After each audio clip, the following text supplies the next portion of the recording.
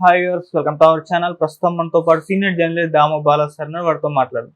నమస్కారం సార్. ఢిల్లీలోని ఒక ఐఏఎస్ కోచింగ్ సెంటర్ లో వరద కారణంగా 3 స్టూడెంట్స్ చనిపోయారు సార్. ఇప్పుడు ఇది దేశవ్యాప్తంగా కూడా చర్చనీయాంశమైంది. అందులో ఒక తెలంగాణ అమ్మాయి కూడా ఉంది. అసలు ఏం జరిగింది, మీరేం చెప్తారు సార్ నుంచి? ఢిల్లీలో ఇది నిజానికి దేశాన్ని కుదిపేస్తున్న సంఘటన. ఢిల్లీలో పాత రాజేంద్ర నగర్లో రావుస్ అకాడమీ ఉంటుంది, ఐఏఎస్ అకాడమీ. ఆర్ఏయు రావుస్ అనేది దేశంలోనే వెరీ పాపులర్. ఎవరు ఐఏఎస్ పాస్ అవ్వాలనుకున్నా ఫస్ట్ వాళ్ళ ప్రిఫరెన్స్ రావుస్లో కోచింగ్ తీసుకోవాలని. ఢిల్లీ అనేది బాగా పాపులర్ అనమాట. సో అందుకని కొంత డబ్బుండి ఢిల్లీలో ఖర్చు పెట్టుకోగలుగుదాం అనుకునే వాళ్ళంతా ఢిల్లీకి వెళ్ళిపోతుంటారు. అలాగా అది 4th ఫ్లోర్ బిల్డింగ్. దాంట్లో శనివారం మార్నింగ్ 7 గంటలకు బేస్మెంట్లో పిల్లలు చదువుకుంటున్నారు. లైబ్రరీ ఉంది బేస్మెంట్లో. పిల్లలు చదువుకుంటుంటే హఠాత్తుగా వరద నీరు పోటెత్తి బేస్మెంట్ని మొత్తం కమ్మేసింది. అందులో 3 పిల్లలు చనిపోయారు, మిగతా వాళ్ళు తప్పించుకోగలిగారు. 3లో తానియా సోని అనే అమ్మాయి తెలంగాణ అమ్మాయి అంటున్నారు. నిజానికి వీళ్ళది తెలంగాణ కాదు, 24 ఏళ్ళుగా తెలంగాణలో ఉంటున్నారు. వాళ్ళది ఒరిజినల్గా బీహారు, ఔరంగాబాద్ సంబంధించిన ఇది. వాళ్ళ ఫాదర్ విజయ్ కుమార్ 24 ఏళ్ళుగా మంచిర్యాలలో సింగరేణి దాంట్లో ఒక ఆఫీసర్గా పనిచేస్తున్నారు జనరల్లో. సో అట్లాగే ఉత్తరప్రదేశ్ నుంచి ఒకరు, నైనిటాల్ నుంచి డాల్విన్ నుంచి ఒకరు, ఇలాగా మొత్తం 3 పిల్లలు చనిపోయారు. 3 కూడా 25, 26 ఈ ఏజ్ గ్రూప్ వాళ్ళు. 3 కూడా ఐఏఎస్లు కాదగిన వాళ్ళే అని చెప్తున్నారు. సో ఇది దిగ్భ్రాంతికరమైంది. ఎందుకంటే ఢిల్లీలో ఇట్లాంటి ఒక పాపులర్ ఐఏఎస్ అకాడమీలో ఇంత ఘోరమైన పరిస్థితులు ఉన్నాయా అనేది ఒక్కసారిగా దేశం నివ్వెరపోయిందని చెప్పచ్చు. ఎందుకంటే వీళ్ళు అక్కడ చదువుకునే వాళ్ళందరూ ఐఏఎస్లు, ఐపీఎస్లు అంటే సివిల్ సర్వెంట్స్ కావాలని కళ్ళగన్ని హార్డ్ వర్క్ చేస్తున్న వాళ్ళే పిల్లలు. సో అంటే బ్రైట్ మైండ్స్ అని చెప్పచ్చు. అలాంటి వాళ్ళు చనిపోవడం అనేది ఖచ్చితంగా వీళ్ళ 3 రేపొద్దున సివిల్ సర్వెంట్స్ అయిండేవాళ్ళు. వీళ్ళ ముగ్గురిని దేశం కోల్పోయినట్టే. దీనికి కారణాలు ఏంటనేది ఇప్పుడు రాహుల్ గాంధీ దగ్గర నుంచి అందరూ కూడా విజిట్ చేశారు. దీనికి ప్రధానంగా ప్రభుత్వం వైఫల్యం అని చెప్తున్నారు. ఎందుకంటే ఆ మధ్యనే కోర్టు ఒక ఆర్డర్ ఇచ్చింది. ఈ ఏరియాలో ఒకే ఏరియాలో మామూలుగా మనకు కూడా ఇక్కడ గాంధీనగర్ ఏరియాలోనే సెంట్రలైజ్డ్గా అన్నీ ఒకే చోట ఉంటాయి కోచింగ్ ఇన్స్టిట్యూట్లన్నీ. సో అట్లాగా అశోక్ నగర్, గాంధీనగర్ ఇక్కడే కదా అయి ఉంటాయి. అట్లాగా ఇది కూడా పాత రాజేంద్ర నగర్లో ఐఏఎస్ కోచింగ్ సెంటర్లు అంతా అక్కడే ఎక్కువ ఉంటాయి. సో ఈ ఐఏఎస్ కోచింగ్ సెంటర్లలో ఫైర్ సేఫ్టీ మెజర్స్ సరిగా ఉన్నాయా లేదా చూసి ఇవ్వమని ఢిల్లీ మెట్రోపాలిటన్ అథారిటీకి ఆదేశించింది కోర్టు. దాంతో వీళ్ళు వెళ్ళి చూశారు. దీన్ని కూడా చూసి ఫైర్ సేఫ్టీకి సంబంధించి ఈ బేస్మెంట్ 8 అడుగులు లోపల ఉంది. 8 అడుగుల లోపల ఉన్న బేస్మెంట్లో ఎప్పటికైనా డేంజర్ కదా. మామూలుగా వరదలు వస్తే మనకు కూడా ఇక్కడ బేస్మెంట్ తక్కువ ఉంటుంది. ఇప్పుడు మా అపార్ట్మెంట్లో కూడా వాటర్ వచ్చేస్తాయి. కొద్దిగా రోడ్డుకి కొద్దిగా ఒక 2 feet మాది తక్కువ ఉంటుంది. గట్టిగా పడినప్పుడు 2-3 గంటలు నిలిచిపోతాయి అక్కడ. అది ఇంకా లోతుగా ఉంటాయి బేస్మెంట్లు. ఇంకా ఎంత ఫీట్ ఉంటే అంత ఫీట్ వచ్చి వెహికల్స్ అన్నీ మునిగిపోయిన ఇవి మనం చాలా చూస్తుంటాం విజువల్స్లో. అలాగా ఇక్కడ 8 feet బేస్మెంట్ ఉండి 8 feetలో బేస్మెంట్ ఉన్నప్పుడు అక్కడ నువ్వు పార్కింగ్కో స్టోర్ రూమ్స్కో పెట్టుకోవాలి. అక్కడ లైబ్రరీ పెట్టడం అంటే ఏంటి? పిల్లలు అక్కడ 24 hours ఎక్కువ గడిపేది ఎక్కడ గడుపుతారు? క్లాసులు లేకపోతే లైబ్రరీ. సో లైబ్రరీలో ఉన్నప్పుడు వాళ్ళకేం తెలుస్తుంది పిల్లలకి ఇది సడన్గా వస్తుందని? సో వాళ్ళు చదువుకుంటున్నారు. సో ఇది క్లియర్గా రావుస్ అకాడమీ తప్పు. రావుస్ అకాడమీకి వీళ్ళు ఎలా సర్టిఫై చేశారు? సర్టిఫై చేసినప్పుడు వీళ్ళ అధికారులు, మున్సిపల్ అధికారులు ఏం చెప్పారంటే, మీరు ఈ బేస్మెంట్ మూసేయండి లేదా వేరే దానికి వాడండి, లైబ్రరీని ఇక్కడ నుంచి తీసేయండి అని చెప్పారు. తీసేయండి అని చెప్పి నో అబ్జెక్షన్ ఇచ్చేశారు. నో అబ్జెక్షన్ ఇచ్చుండకూడదు. తీసేసినాక వీళ్ళు చెక్ చేసి నో అబ్జెక్షన్ ఇచ్చుండాలి. వీళ్ళు ఇచ్చేశారు నో అబ్జెక్షన్ ఇచ్చేశారు కాబట్టి వాళ్ళు తీసేయలేదు. ఇది ప్రధాన కారణం.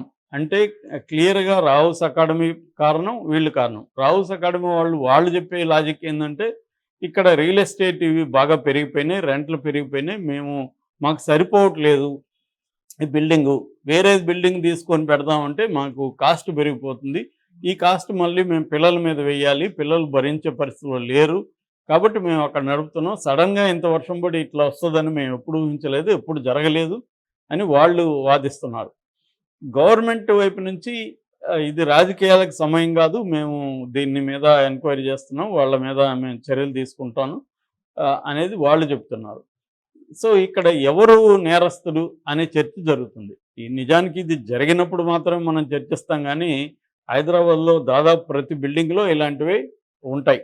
ప్రతి బిల్డింగ్లో ఎవరు కూడా ప్రాపర్ ఫైర్ సేఫ్టీ మెథడ్స్ కానీ ఏమీ తీసుకోరు.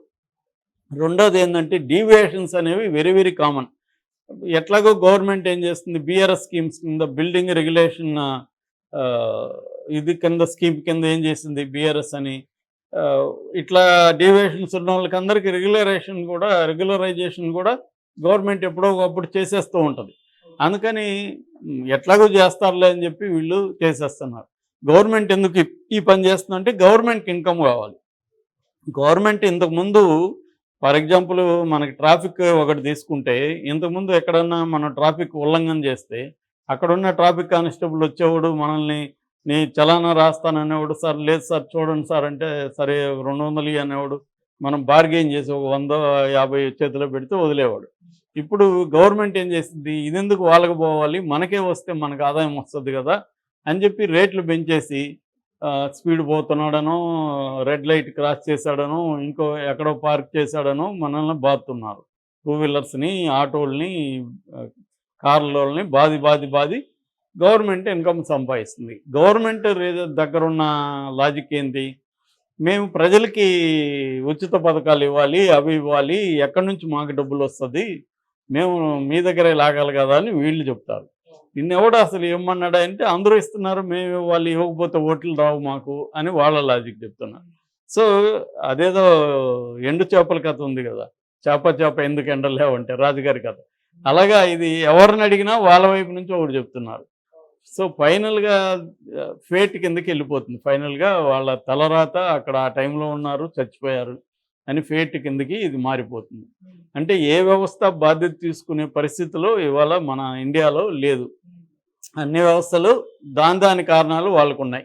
ఇప్పుడు బిల్డర్ చెప్తాడు, మేము ఇంత కష్టపడి చేస్తే వీడు 3 కట్టమంటారు, 3 అంతస్తులు కడితే మాకు వర్కౌట్ అవుతారు, మాకు ల్యాండ్ కాస్ట్ ఇక్కడ ఎక్కువ ఉంది, కన్స్ట్రక్షన్ కాస్ట్ పెరిగిపోయింది, మీరు 3 అంతస్తులు లేపద్దని లేపి పైన చేయొద్దంటే మాకు వర్కౌట్ కాదు అని వాళ్ళు చెప్తారు. సో అందుకని మేము ఒక పెంట్ హౌస్ వేసి దాన్ని అమ్ముకుంటున్నాం అని వాళ్ళు చెప్తారు. సో ఈ గవర్నమెంట్ అధికారులు అంటే మేము లంచాలు ఇచ్చి ఉద్యోగాల్లోకి వచ్చాం, మాకు లంచాలు తీసుకోకపోతే మేము ఎలాగా చేయాలి అని వాళ్ళు చెప్తారు. ఇలాగా ప్రతి ఒక్కడు వాడోడు కారణం చెప్తూ బతికేస్తున్నారు. దీంట్లో బలయ్యే వాళ్ళు సోకాల్డ్ ఫేట్ సరిగా లేని వాళ్ళు బలవుతున్నారు. అట్లా ఇప్పుడు పాపం ఈ పిల్లలు ఎంతో కష్టాలు పడి అక్కడ చదువుకుందామని వెళ్ళిన పిల్లలు, ఈ తల్లిదండ్రులు ఇప్పుడు ఈ ఏజ్ గ్రూప్ వాళ్ళు చనిపోతే, మామూలుగా పిల్లలు ఎవరు చనిపోయినా తల్లిదండ్రులు ఖచ్చితంగా జీవితాంతం బాధ ఉంటుంది. అది మరీ ఏజ్ గ్రూపు 25 వచ్చి ఇంకా ఐఏఎస్ సివిల్స్ అవ్వబోతున్నారు అన్న ఒక మొత్తం హోప్స్ అంతా వాళ్ళ మీద పెట్టుకున్న తల్లిదండ్రుల పరిస్థితి అతి దారుణంగా ఉంటుంది. దీనికైతే ప్రజెంట్ అయితే వీళ్ళ మీద ఏమన్నా బాధ్యత తీసుకోవచ్చు. నిజానికి మనకి స్పష్టంగా కనబడుతూ ఉండేది వాళ్ళదే బాధ్యత, ఫస్ట్ ఆ బిల్డింగ్ వాళ్ళది. వాళ్ళకి వేరే ఏదైనా చేయాలి తప్ప వాళ్ళ లాభాల్లో కట్ చేసుకోవాలి. వాళ్ళకి ఎప్పటి నుంచో ఉంది, బోలు లాభాలు వచ్చి ఉంటాయి, దాని సేఫ్టీ ఒక లైబ్రరీ పెట్టుకోవడానికి ఏంటి ఇంకో దగ్గర. సో బేస్మెంట్లో పోయి 8 అడుగులు ఉన్న బేస్మెంట్లో పెట్టుకుంటే ఎప్పుడైనా వరదలు వస్తాయనే ఇది కామన్ సెన్స్ ఉండాలి కదా. వరదలు ఏమన్నా 50 ఏళ్లలో రాకపోతే 51 సంవత్సరంలో రాదనే ఉన్న గ్యారంటీ ఉందా? కాబట్టి గవర్నమెంట్ కొన్ని రూల్స్ పాస్ చేసినప్పుడు దానికి అబైడ్ అయి ఉండాలి.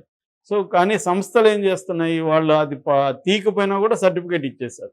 ఎందుకంటే ప్రతి దగ్గర లంచం అనేది పనిచేస్తుంది. ముఖ్యంగా టౌన్ ప్లానింగ్, మున్సిపల్ అధికారులు వీళ్ళ దగ్గర భయంకరంగా లంచాలు, రెవెన్యూ, ఈ కొన్ని డిపార్ట్మెంట్లు ఉంటాయి. ఎందుకంటే అవతల కోట్ల వ్యవహారాలు నడుస్తాయి.